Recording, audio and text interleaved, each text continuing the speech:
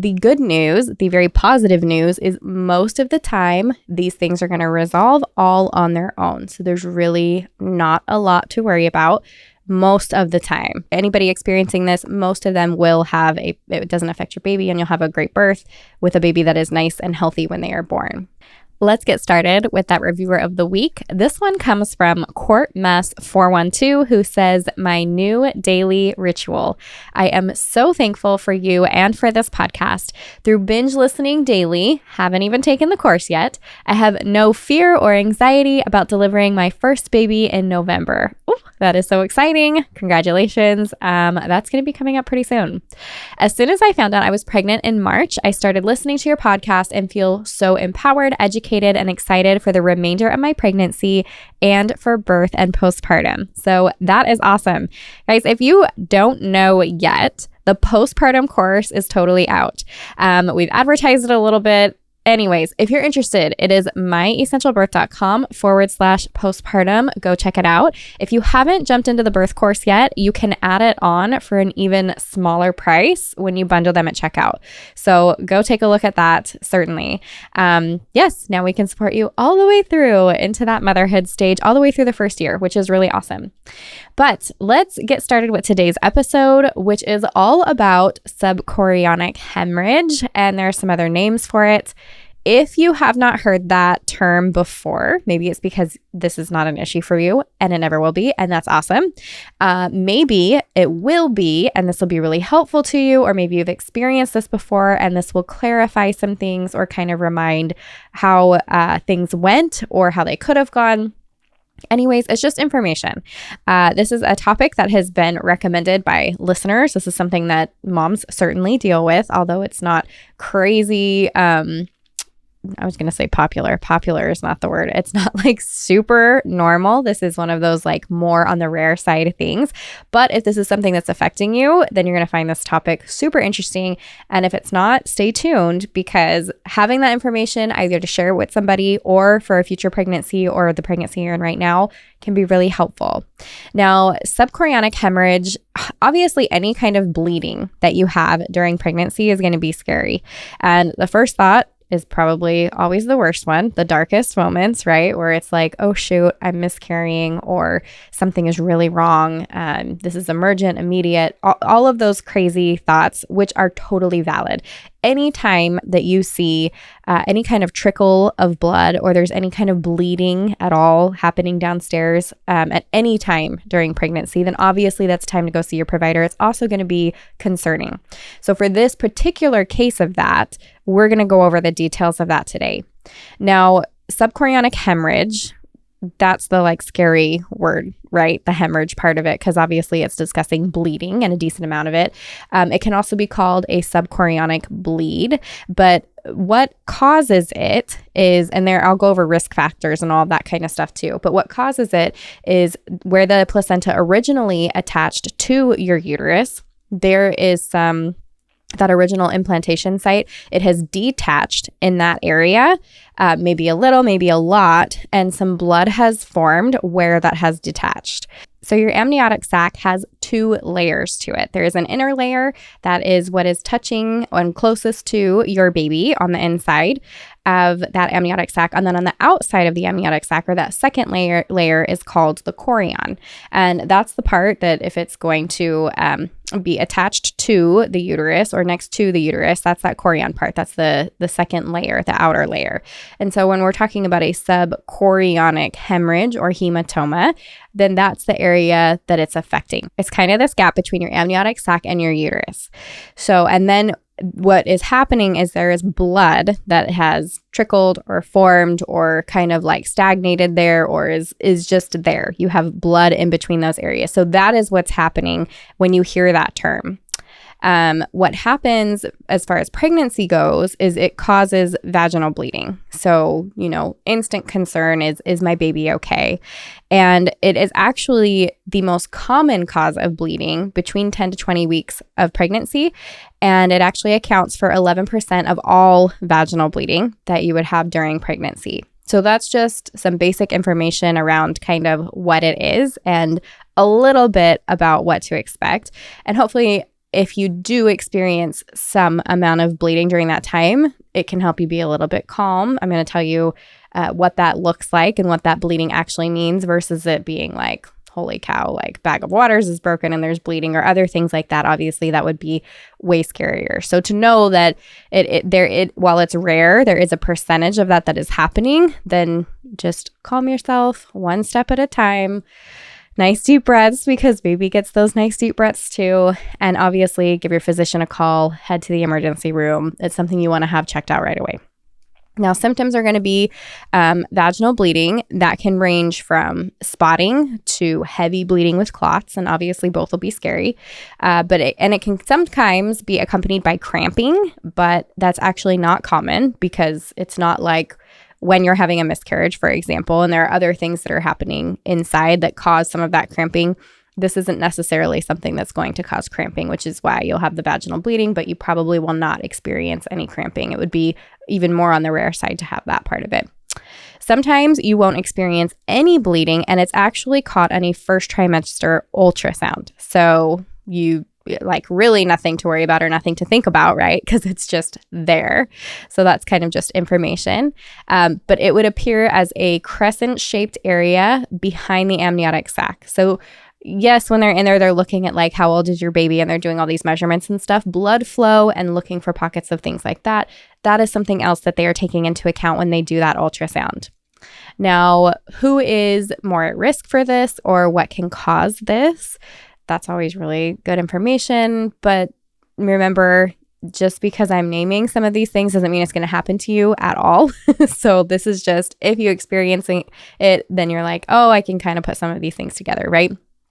So uterine irregularities, a history of uterine infections, a history of uterine trauma, history of miscarriage, IVF pregnancy, and high blood pressure. Those are kind of some of the basics of what they have found lead to or put moms in a higher risk category for experiencing this. Now, when to call your provider. So obviously, if you notice any bleeding, any trickle of blood at any time during pregnancy, you immediately call your provider. If there's like big, heavy blood clots, all that stuff, obviously you're headed straight to the emergency room.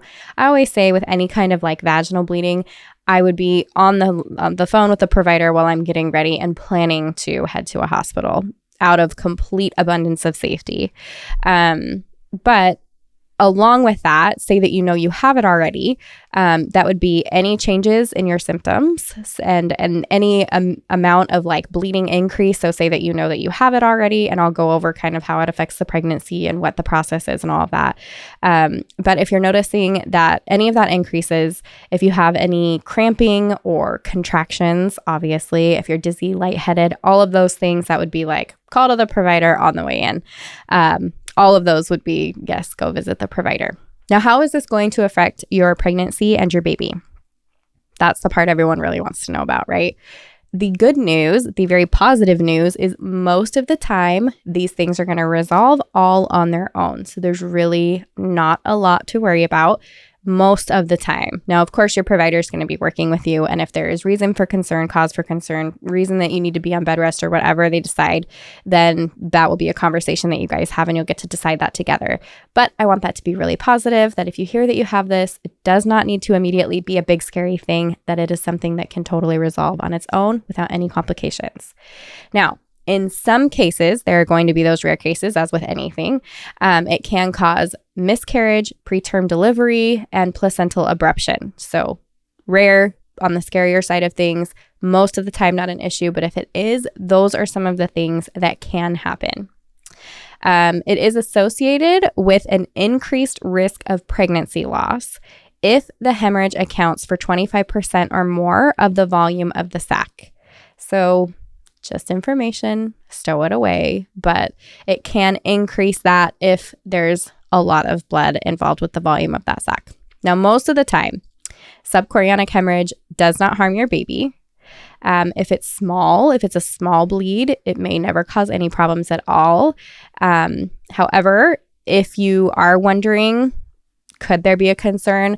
We have found in our research that large hemorrhages that occur late in pregnancy can be a little more concerning. That doesn't mean it's going to be a very large concern. However, if it is found, it's large, it's later in pregnancy, then that would be a greater cause for concern.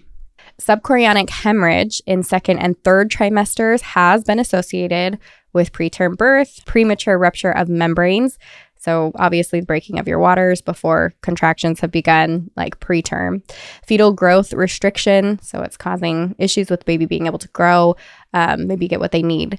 And then fetal death, as well as neonatal pulmonary morbidity. So baby doesn't get enough oxygen after birth because their blood vessels are under or abnormally developed due to what was happening during the pregnancy because of this. Severe cases can lead to that placental abruption. Placental abruption is when the placenta comes off of the uterine wall prior to baby being born. So as soon as that detaches, then baby's not getting what they need in the way of oxygen and anything else. And so obviously that would be very scary. But again, in most cases, it is important to note that anybody experiencing this, most of them will have it doesn't affect your baby, and you'll have a great birth with a baby that is nice and healthy when they are born. Okay, so what does the treatment look like, or what can you expect if this is something that you're diagnosed with? Pelvic rest is going to be the number one thing that is recommended. It used to be bed rest, but they found that that's actually more harmful than good. So when we're talking pelvic rest, nothing inserted into the vagina, meaning that would be a stop to any intercourse or anything like that.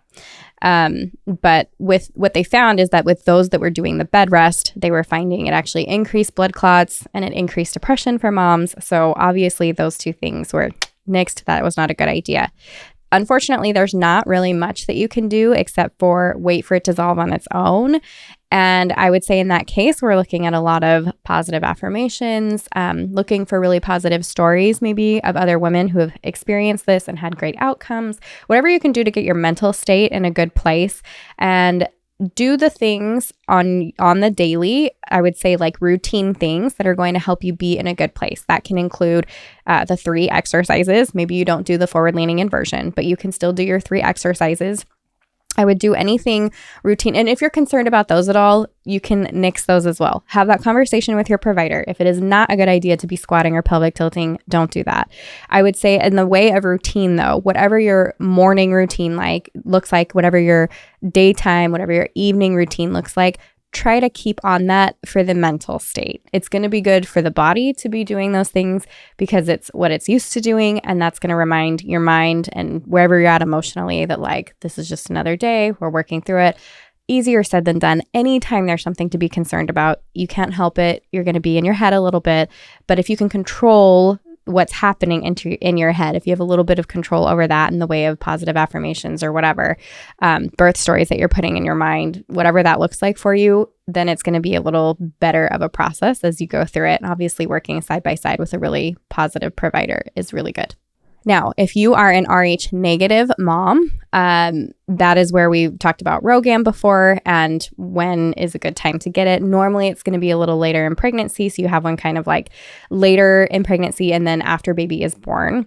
And with this, anytime there's any bleeding happening inside where mom and baby's blood does have an opportunity to cross, that is the time that you're going to want to utilize something like that. So a RhoGAM shot for those who are Rh negative will be offered and done during that time. So that's just kind of information. I will make sure that I link the RhoGAM episode that we did here within the show notes so that you guys can like take a listen to that in case you're curious about what I'm talking about there. Now, there's no set of time, which is kind of frustrating, I know, but no set of time for how long it's going to take this to resolve. So whether it's big, whether it's small, it doesn't necessarily say that one's going to resolve easier or faster than another. So that's just information. Again, kind of understanding that we don't have control over this. This is what we have in front of us, and we wait to see kind of how it plays out. So if there are things that you are concerned about though, like if you're really big into exercise, whether that's like swimming or CrossFit or weightlifting or whatever that looks like for you, if there's questions along the way there, that's just something you're going to have to work out side by side with your provider. The nice thing is, and I'll get into it in a moment, but the nice thing is it doesn't necessarily make you high risk by any means. So it would just depend on how things go and who you're talking with so that you can make sure that you get the care that you need. Now, hematomas like this, if they do resolve, sometimes they can resolve really quickly, like within a couple weeks, and then they're gone. Obviously, you're going to be working with your provider, have those ultrasounds, whatever you need to be able to check that in. Other times, it can be large and it can cause problems. And so your provider should be able to tell you if that subchorionic hemorrhage is going to resolve itself just from the ultrasound, which is, again, helpful information for you to have. Now, I mentioned this a moment ago, but a big question is this going to make my pregnancy high risk? So it depends on how big and how severe the hemorrhage is. But as I said before, since most of these things do resolve on their own and whatever, when they are looking at the ultrasound and all of that information, they'll be able to tell you, is this something that we need to transfer you to a high-risk doctor for? Is this something that we can manage on our own? Certainly with the smaller hemorrhages, whether or not it's creating no spotting or minor spotting, then no, we're just going to keep an eye on it and things can continue as they go. Remember that your provider is going to continue to monitor with ultrasounds throughout that pregnancy until they resolve. That can look like every couple of weeks, just depending on the situation and if they want to see you in office or if you can kind of keep track of things at home. And then if it's large and it's causing a lot of bleeding, then they're probably going to treat that pregnancy as if it was high risk. But that does not mean, it does not take away from your ability to have an incredible birth. It doesn't take away from your ability to have an unmedicated birth if that's what your goal is. So it is just something that can happen along the way, and then working with good providers that are there to help you and support you will ensure that you're still going to get what you're hoping to get out of your birth experience. So again, kind of while it can be scary, most of the time, even when it is the scary stuff, most of the time it will resolve or not cause an issue so that you can have the birth that you're looking for. If you are one of the moms that experiences the more severe side of things, and you are concerned about things like preterm delivery or loss, and you are high risk and all of that stuff is happening, I just want to send my love to you, because there is nothing worse than not knowing if what you're experiencing is going to affect your baby, if it's going to affect you, how that looks for you. And so again, I'm going to really recommend, just like what we recommend within the birth course, relaxation practice, meditations. I have a couple, I'll link them here, that I've done even just on the podcast before. Positive affirmations. I'll link the find it and flip it exercise. So for those of you who are feeling fear, and this doesn't have to just be because of subchorionic hemorrhage or anything like that, it can be fear just around the pregnancy, around the birth, around motherhood. Anytime you have some of those fears, we use this find it and flip it exercise where you take those negative thoughts on one side and you write two positives in the exact opposite of those, and you start saying them. And it changes the chemistry in your mind. It kind of it helps you emotionally. It helps you to be in a better mental state. So those are all some things that you can do. Like I said, I would look up and see if you can find any positive birth stories, or blogs, or somebody that shared something about, this was my experience and it matches yours, but they had a really positive outcome. All of those things can help set you up for success. And then if you are a mom who has, obviously talking with your birth partner, right? So communication, working with your birth partner, prayer, meditation, any and all positive things that you can add into your daily routines is going to be really important. If you are somebody who is working with a doula or a midwife, those are people that you can utilize as well. The midwife may or may not be having to either have you see a second person, such as a maternal fetal medicine or an obstetrician, and they may or may not be able to continue working with you depending on the situation. However, whoever your provider is and whoever your doula is, if that's people that you have involved in that, those are people that can also help, hey, I am scared about this. I'm not in a good spot about whatever. And you can have them help you work through that. Doulas are really great about sending you positive articles, or here's some information that I found, in the way of, this is not good and bad information. It's just information. And also here's some positivity to help you along the way. Because even if you are experiencing something that is very rough, having somebody that can hold your hand as you go through it. And obviously your birth partner is going to be part of that, but it can really help to have kind of a third party person there as well. Having somebody help you through that is going to ensure that whatever the outcome is on the other side of things, that you are in a better physical, emotional, and mental state for you, for your birth partner, for your life, and hopefully for your baby, either way. So yes, all of that to say, if this is something that you experience or you know somebody who's experiencing it, it's information, tuck it away. You can come back, re-listen to this. Make sure that you utilize all of those things I mentioned that are going to be free and within the episode here so that you can download those. And as always, if you guys have any questions, you can chat with me in my DMs on Instagram at myessentialbirth or shoot us an email at hello@myessentialbirth.com.